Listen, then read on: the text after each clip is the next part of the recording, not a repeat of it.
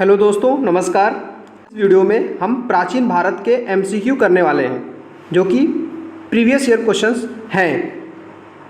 पाषाण काल आज का टॉपिक है और घटना चक्र की ये बुक है। आइए शुरू करते हैं। अब तक पीसीएस में क्या क्या क्वेश्चन पूछे गए हैं, सारे क्वेश्चन का कलेक्शन है यहाँ पे। तो पाषाण काल के सारे क्वेश्चन हम देखने वाले हैं। चलिए शुरू करते हैं। तो पहला क्वेश्चन हमारे सामने है, रॉबर्ट ब्रूस, ठीक है, ब्रूसफुट कौन थे? जैसा क्वेश्चन आप देख सकते हैं कि वो एक भूगर्भ वैज्ञानिक थे, ठीक है, पुरातत्वविद थे कि पुरा वनस्पति शास्त्री थे या इतिहासकार थे। तो इसका आंसर हो जाएगा कि रॉबर्ट ब्रूसफुट जो थे वो भूगर्भ वैज्ञानिक एवं पुरातत्वविद थे। ठीक है, अब इसका एक्सप्लेनेशन देख लेते हैं। जैसे कि रॉबर्ट ब्रूसफुट एक ब्रिटिश भूगर्भ वैज्ञानिक एवं पुरातत्वविद थे जो जियोलॉजिकल सर्वे ऑफ इंडिया से संबद्ध थे। ठीक है, 1863 में इन्होंने भारत में पाषाणकालीन बस्तियों की खोज की।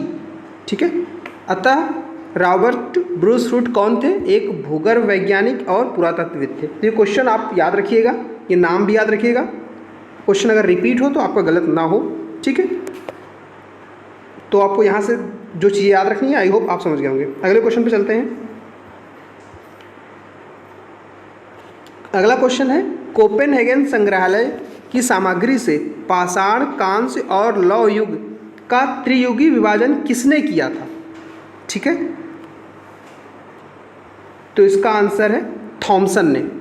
ठीक है, अब कोपेनहेगन जो है वो डेनमार्क की राजधानी है। कोपेनहेगन संग्रहालय में 1818 और 1820 ईस्वी में एक आयोग की रिपोर्ट के अनुसार सामग्री के आधार पर पाषाण, कांस्य और लौह युग के त्रियुगी विभाजन क्रिश्चियन जर्गेनसन थॉमसन, ठीक है, सीजे थॉमसन ने किया था। यद्यपि थॉमसन ने 1836 में इसी वर्गीकरण के अनुसार संग्रहालय की वस्तुओं का विवरण प्रकाशित भी किया था। भारतीय इतिहास के संदर्भ में Alexander Rea, H Longhurst, Robert Sewell, James Burgess, Walter Elliot किस गतिविधि से जुड़े हुए थे? ये क्वेश्चन आप देख सकते हैं, ये आईएएस के प्री में पूछा गया था 2023 में। ठीक है, तो ये क्या करते थे? ये पुरातात्विक उत्खनन से जुड़े हुए व्यक्ति हैं। ठीक है, आर्कियोलॉजिस्ट हैं ये। इनका एक्सप्लेनेशन इसमें दिया हुआ है कि Alexander Rea, H Longhurst, Robert swell और जेम्स बर्गेस तथा वॉल्टर इलियट पुरातात्विक उत्खनन के लिए प्रसिद्ध थे। उन्होंने मुख्य रूप से दक्षिण भारत के इतिहास के क्षेत्र में काम किया था। उसके बाद अगला क्वेश्चन है, उत्खनित प्रमाणों के अनुसार पशुपालन का आरंभ कब हुआ? ऑप्शन, निचले पूर्व पाषाण काल में, मध्य पूर्व पाषाण काल में, ऊपरी पाषाण काल या मध्य पाषाण काल। तो पशुपालन का जो आरंभ माना जाता है वो मध्य पाषाण काल माना जाता है। मध्य पाषाण काल के अंतिम चरण में पशुपालन के साक्ष्य प्राप्त होने लगते हैं। ऐसे पशुपालन के जो साक्ष्य हैं वो भारत के आदमगढ़, जो आज का नर्मदापुरम है मध्य प्रदेश का, वहाँ से बागोर, भीलवाड़ा से मिलते हैं। ठीक है, इसकी याद करने की ट्रिक मैंने एक बनाई थी, मैं आपको बता देता हूँ। आप याद रखिएगा, आदम बाड़ा।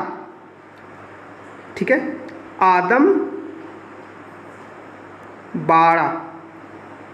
ठीक है, अब ये कैसे याद करने की ट्रिक हुई? आदम से आदमगढ़, मध्य से मध्य प्रदेश। ठीक, तो आदमगढ़ आपका कहाँ पड़ता है? मध्य प्रदेश में। और बा से बागोड़ और रा से राजस्थान। आदम बाड़ा, बाड़ा वो स्थान होता है ना जहाँ जानवर को बांधते हैं, तो आदम बाड़ा जहाँ आदमियों को बांधते हैं, ऐसे आप याद रख सकते हैं। मध्य पाषाणिक प्रसंग में पशुपालन के प्रमाण जो मिले हैं वह स्थान कहाँ पे है? तो देखिए यहाँ पे क्वेश्चन ये रिपीट हो गया है, यूपीपीसी 2008 का सवाल है ये। तो यहाँ पे आंसर हो जाएगा आदमगढ़। दूसरा ऑप्शन, दूसरा स्थान क्या है? बागोर। ठीक है, आदमगढ़ और बागोर। आइए आगे चलते हैं। निम्नलिखित में किस स्थल से हड्डी के उपकरण प्राप्त हुए हैं? ठीक है, तो देखिए यहाँ पे दो जगहों से हड्डी के उपकरण प्राप्त हुए थे। मध्य पाषाणकालीन महादहा, जो कि उत्तर प्रदेश के प्रतापगढ़ जिले के पास में है। ठीक है, वहाँ से बड़ी मात्रा में हड्डी एवं सींग से निर्मित उपकरण प्राप्त हुए हैं। GR शर्मा, ठीक है, महादहा के 3 क्षेत्र में उल्लेख करते हैं, जो कि झील क्षेत्र, बूचड़खाना क्षेत्र, संकुल क्षेत्र एवं कब्रिस्तान निवास क्षेत्र में बटा हुआ था। बूचड़खाना संकुल क्षेत्र से ही हड्डी व सींग निर्मित उपकरण प्राप्त हुए हैं तथा हड्डियों से बने आभूषण भी बड़े पैमाने पर मिले हैं। तथा दूसरा स्थान जहाँ से हड्डियों से मिले उपकरण मिले हैं वो है सराय नहर राय।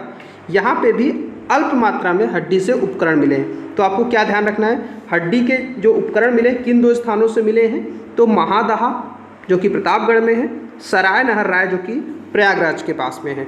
इन दोनों स्थानों से हड्डी के उपकरण प्राप्त हुए हैं। और ये दोनों स्थान में जो हड्डी के उपकरण प्राप्त हुए हैं वो किस काल से संबंधित हैं, तो पाषाण काल के मध्य युग से, अर्थात मध्य पाषाण काल से। चलिए आगे चलते हैं। हड्डी से निर्मित आभूषण भारत में मध्य पाषाण काल के संदर्भ में प्राप्त हुए हैं किन स्थानों से। ये यूपी RO के मेंस 2013 में पूछा गया था सवाल। ऑप्शन आप देखिए, यहाँ पे फिर से 2 आंसर है और दोनों इस बार ऑप्शन में है। तो ऐसे क्वेश्चन हालांकि आयोग के द्वारा कैंसिल कर दिए जाते हैं जिसमें मल्टीपल क्वेश्चन करेक्ट होते हैं, बट फिर भी इसमें देखें तो, और अगर आपको आंसर ऐसे क्वेश्चन में मारना भी हो ना, तो जहाँ पे मेजर उपकरण मिले हैं ना, जैसे कि महादहा से ज़्यादा मिले थे, तो आपको आंसर बी मारना चाहिए। बट यहाँ पे आपको जानने के लिए, इन्फॉर्मेशन के लिए, दोनों आंसर सही है कि सराय नहर राय से भी और महादहा से भी मिले थे। अगले क्वेश्चन देखते हैं।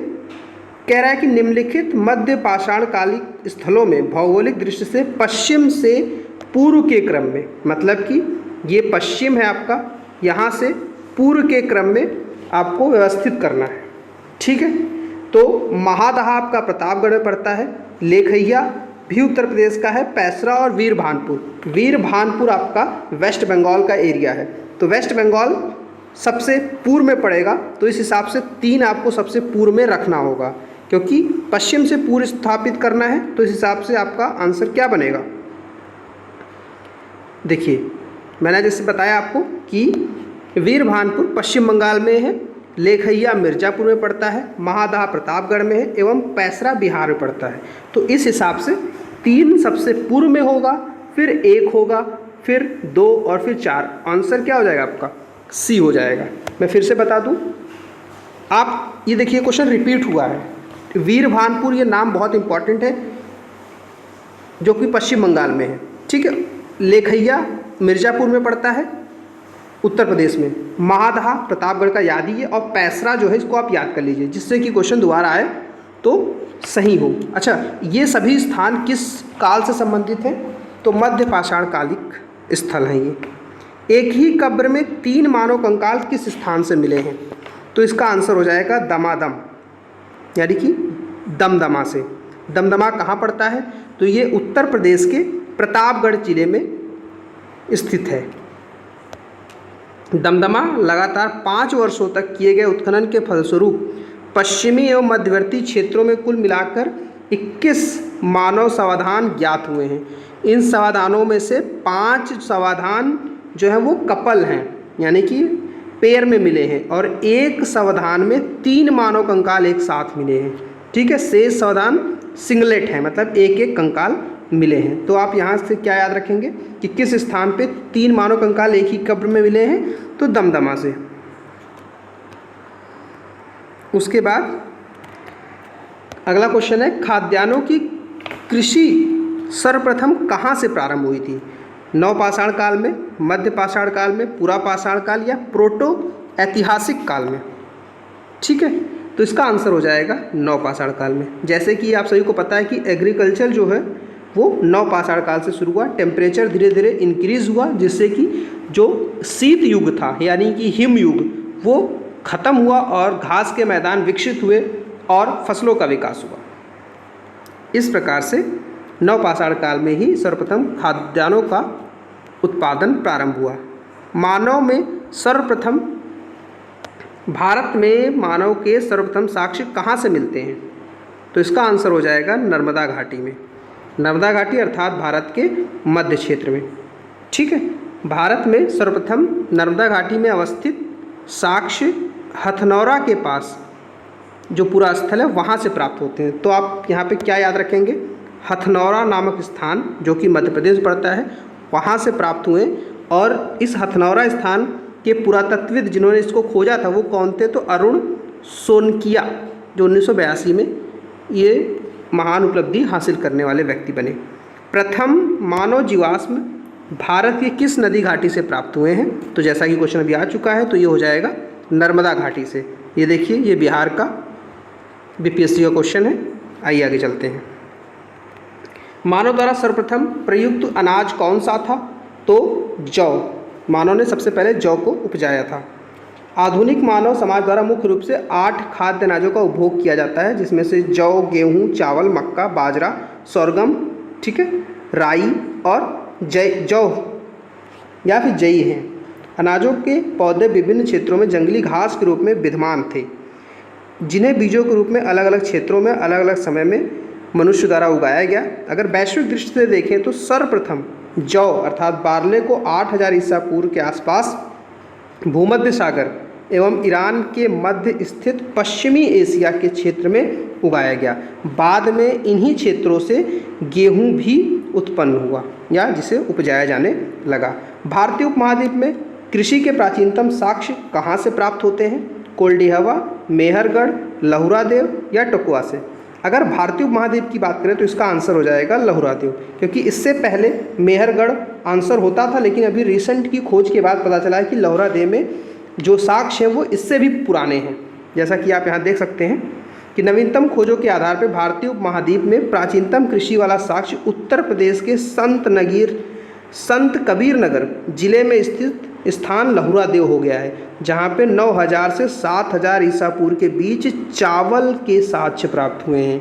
इस खोज से पूर्व मेहरगढ़ जो है वो गेहूं के साक्ष्य के साथ सबसे प्राचीनतम स्थल था, जबकि प्राचीनतम काल में चावल के साक्ष्य वाला स्थान कोल्डिहवा प्रयागराज जो कि बेलन नदी घाटी में था वो था, जहाँ से चावल के भूसी के साक्ष्य मिले थे। लेकिन अब ये लहुरादेव इसका विकल्प हो जाएगा। अगर लहुरादेव विकल्प में नहीं है तो इसका आंसर उसी के हिसाब से आपको चेंज कर लेना है। भारतीय उपमहाद्वीप में कृषि के प्राचीनतम साक्ष्य कहाँ से प्राप्त हुए हैं, तो देखिए यहाँ पे लहुरादेव ऑप्शन नहीं है तो आपको मेहरगढ़ टिक करना है। ठीक है, ये पुराना क्वेश्चन 2010 का और इस वजह से इसमें आंसर मेहरगढ़ माना गया है। भारतीय महाद्वीप में कृषि के प्राचीनतम साक्ष्य कहाँ से प्राप्त हुए हैं, तो जैसा कि आप देखिए क्वेश्चन फिर से रिपीट हुआ है, तो यहाँ पे आंसर ऑप्शन के हिसाब से आपको टिक करना है। देखते हैं ऑप्शन में ये मेहरगढ़ है, ठीक है, लहुरादेव नहीं है तो आंसर मेहरगढ़ हो जाएगा। आइए अगला क्वेश्चन देखते हैं। नवपाषाण युग में भारतीय महाद्वीप के उत्तर पश्चिमी क्षेत्र, मतलब अगर ये भारत है इसके उत्तर पश्चिमी क्षेत्र मतलब इस वाले एरिया की बात कर रहे हैं, में किस स्थान से कृषि के अभ्युदय के साक्ष्य प्राप्त हुए हैं, तो आंसर क्या हो जाएगा, मेहरगढ़। भारत में पशुपालन एवं कृषि के प्राचीनतम साक्ष्य कहाँ से मिले हैं, ठीक है, ऑप्शन देखिए आप, यहाँ पे सिर्फ और सिर्फ मेहरगढ़ है तो मेहरगढ़ आंसर हो जाएगा। तो मेहरगढ़ की अगर लोकेशन में बताऊँ तो ये भारत का मैप है, ठीक है, आप समझ रहे होंगे ये भारत का मैप है और ये जम्मू कश्मीर का हिस्सा है और ये नॉर्थ ईस्ट है, तो इस वाले एरिया में जो है हमारा मेहरगढ़ पड़ता है, मतलब कि राजस्थान के आसपास वाले एरिया में। आज का पाकिस्तान आप कहेंगे, समझने के लिए मैंने आपको राजस्थान के पश्चिम वाले एरिया बताया है। उत्तर प्रदेश की सांस्कृतिक विरासत के संदर्भ में निम्नलिखित कथनों के में कौन से कथन सही हैं, ध्यान दीजिए। इस प्रदेश में अनेक उत्खनित पुरास्थलों में से वैश्विक संदर्भ में कृषि के प्राचीनतम साक्ष्य प्राप्त हुए, सही बात है, क्योंकि आपने देखा कि लहुरादेव स्थान है। प्राचीनतम प्राप्त जो कृषि अन्न है वो जौ और धान है, तो इस हिसाब से क्वेश्चन दोनों ऑप्शन सही है, क्योंकि हमने देखा कि अगर लेटेस्ट यूपी ROE 2021 का क्वेश्चन है तो ये लेटेस्ट ऑप्शन को ही इंक्लूड करेंगे। तो हमने देखा कि लहुरादेव से चावल के साक्ष्य मिले हैं। अगर इस ऑप्शन को ना भी देखें और पहले भी जाएं तो हमें कोल्डिहवा में धान के जो है चावल की भूसी अर्थात धान के साक्ष्य मिलते हैं, ठीक है। उसके अलावा मेहरगढ़ से जो है हमको जौ और गेहूं के साक्ष्य मिले हुए थे, ठीक है। तो उत्तर प्रदेश के प्रागैतिहासिक काल में जो संस्कृति रही है वो बहुत ही समृद्ध रही है। प्रदेश के बेलन नदी घाटी के क्षेत्र में अर्थात प्रयागराज मिर्ज़ापुर के क्षेत्र में कोल्डिहवा लंबे समय तक विश्व में धान की खेती का प्राचीनतम प्रमाण माना जाता रहा है। वर्तमान में धान की खेती का प्राचीनतम प्रमाण प्रस्तुत करने वाला लहुरा देव भी उत्तर प्रदेश में ही स्थित है, जो यूपी के संत कबीर नगर में स्थित है। अतः कथन पहला सही है। उत्तर प्रदेश के अन्य उत्खनित स्थलों में प्राचीनतम कृषि अन्य जौ और धान के साक्ष्य महागढ़ा और धान के साक्ष्य कोल्डिहवा में मिले हैं। तो आप ये याद रखिए कि जौ के साक्ष्य प्राचीनतम यूपी में कहाँ से मिले हैं, तो महागढ़ा से, और धान के साक्ष्य जैसा कि मैंने कोल्डिहवा बताया है, तो अब ये हो जाएगा। आगे क्वेश्चन देखते हैं। उस स्थल का नाम बताइए जहाँ से प्राचीनतम स्थायी जीवन के साक्ष्य मिले हैं। ठीक है, तो जहाँ पे एग्रीकल्चर होगा तो लोग वहाँ रह के ही तो अपने खेतों का देखभाल करेंगे, तो परमानेंट यानी कि स्थायी जीवन भी वहीं से शुरू होगा। तो आंसर क्या हो जाएगा, मेहरगढ़। दिए हुए विकल्पों में स्थायी जीवन का प्रमाण सर्वप्रथम बलूचिस्तान के कच्छ मैदान स्थित मेहरगढ़ स्थान में मिलता है, जिसकी प्रमाणिक तिथि ईसा पूर्व 7000 है, जबकि गुल मोहम्मद कलिबंगा प्राचीनतम तिथि करीब 4000 और 3500 है। तो इस हिसाब से आंसर मेहरगढ़ हो जाएगा। निम्नलिखित में से किस स्थानों में मध्य पाषाण काल में पशुपालन के प्रमाण मिलते हैं। तो मैंने आपको बताया था ना कि आपको आदम बाड़ा याद करने के लिए, तो वहाँ पे बागौर मैंने बताया था, राजस्थान के एरिया का बागौर है, तो यहाँ पे आप बागौर आप देख सकते हैं कि पशुपालन के साक्ष्य यहाँ से मिलते हैं। देखिए यहाँ पे नर्मदापुरम, जिसको आदमगढ़ कह रहे हैं, ये एमपी का एरिया है। ठीक है, राजस्थान के भीलवाड़ा क्षेत्र में बागौर है, तो ये दोनों आंसर हैं। ठीक है, चैल्कोलिथिक युग किसे कहा जाता है, तो चैल्कोलिथिक मतलब होता है, ठीक है, ताम्र, कॉपर। तो आंसर सी हो जाएगा। ये बेसिक था, बीपीएससी ने बहुत ही पहले 2000 में पूछ रखा है इस सवाल को। उसके बाद बात करें आहर सभ्यता के बारे में निम्नलिखित कथनों पे विचार करना है। ठीक है, तो आहड़वासी तांबा को गलाना जानते थे, तो पहला ऑप्शन सही हो जाएगा, क्योंकि आहड़वासी तांबा को गलाना जानते थे। ये लोग चावल से परिचित नहीं थे, तो ऐसा नहीं है। चावल के प्राचीनतम साक्ष्य मेहरगढ़ से मिले हैं, और इस वजह से ये कहना बिल्कुल उचित नहीं होगा। धातु का काम आहड़वासियों की अर्थव्यवस्था का एक प्रमुख साधन था, सही बात है। यहाँ से काले लाल रंग के मृदभांड मिले हैं, जिन पर क्रमशः सफ़ेद रंग की ज्यामितीय आकृतियाँ उकेरी गई थी, तो बिल्कुल। अच्छा, इस तरह के क्वेश्चंस में सॉल्व करने के लिए मैं आपको एक सजेशन दूंगा कि निगेटिव स्टेटमेंट जो होते हैं ना, वो जनरली गलत होते हैं। ठीक, जैसे कि अब चावल के साक्ष्य मिले हैं नहीं मिले हैं, वो ये अलग बात होती है, लेकिन वो कह रहे हैं चावल से परिचित ही नहीं थे, तो ये श्योर आप नहीं कह सकते। इस वजह से इसको आप एक बार सेकंड ऑप्शन काट सकते थे, फिर आपको 50-50 ट्रिक लेना था। जैसा कि हो जाएगा आहड़वासी तांबा गलाना जानते हैं, तो कैसे कह देंगे कि आप नहीं जानते हैं, है ना। तो इस तरह से आप इन क्वेश्चन के साथ जा सकते हैं। ठीक है, एक्सप्लेनेशन इसमें देखते हैं कि क्या इन्होंने दे रखा है। आहड़ जो है ये दक्षिण पूर्वी राजस्थान में स्थित एक प्रमुख ताम्र पाषाणिक अर्थात चैल्कोलिथिक कल्चर हुआ करता था। आहड़ संस्कृति के लोग मूलतः कृषक एवं पशुपालक थे। वे गेहूं, जौ, चावल से परिचित थे। आहड़ का एक अन्य नाम तांबवती अर्थात तांबा वाला स्थान भी है, जिससे सूचित होता है कि यहाँ तांबा बहुत ज़्यादा मात्रा में मिलता था। यहाँ के निवासी तांबे को गलाकर मनचाही वस्तुएं बनाते थे। धातु का काम आहड़ वासियों की अर्थव्यवस्था का प्रमुख साधन था। यहाँ से काले लाल रंग के मृदभांड की प्राप्ति होती है, जिस पर सामान्यतः सफ़ेद रंग के डिजाइन जो ज्यामितीय आकृतियाँ हैं उकेरी गई थी। उसके बाद अगला क्वेश्चन देखें, तो निम्न में से किस एक पुरास्थल से पाषाण संस्कृति से लेकर के हड़प्पा तक के सांस्कृतिक अवशेष मिलते हैं लगातार। तो मेहरगढ़ वह स्थान है जहाँ पे पाषाण संस्कृति यानी कि नियोलिथिक नव पाषाण काल से लेकर के हड़प्पा तक के संस्कृति के अवशेष मिलते हैं, जो कि आज की डेट में बलूचिस्तान पाकिस्तान के क्षेत्र में पड़ता है। आज का अंतिम सवाल, नवादा टोली का उत्खनन किसने किया था। तो नवादा टोली मध्य प्रदेश में पड़ता है। इस क्षेत्र का उत्खनन डेक्कन कॉलेज पूना के प्रोफेसर HD संकालिया ने करवाया था। यह स्थल इस महाद्वीप का सबसे विस्तृत उत्खनित ताम्र पाषाणिक स्थल है, मतलब चैल्कोलिथिक साइट है, जिसकी तिथि लगभग 1500 से 1300 के मध्य निर्धारित की गई है। तो आंसर क्या हो जाएगा, HD संकालिया। सो दोस्तों, इस वीडियो में इतना ही। बाकी बचे हुए क्वेश्चन को आपको नेक्स्ट वीडियो में करा दिया जाएगा। 2 पार्ट में वीडियो बनाने का मेरा लक्ष्य, जिससे वीडियो बहुत ज़्यादा लंबी ना हो। इस वीडियो के बारे में अपना फीडबैक जरूर दीजिएगा। बाकी आपका जो सजेशन है वो वेलकम है। कमेंट में आप बता जाइएगा। चैनल को सब्सक्राइब कर लीजिए। तब तक के लिए धन्यवाद।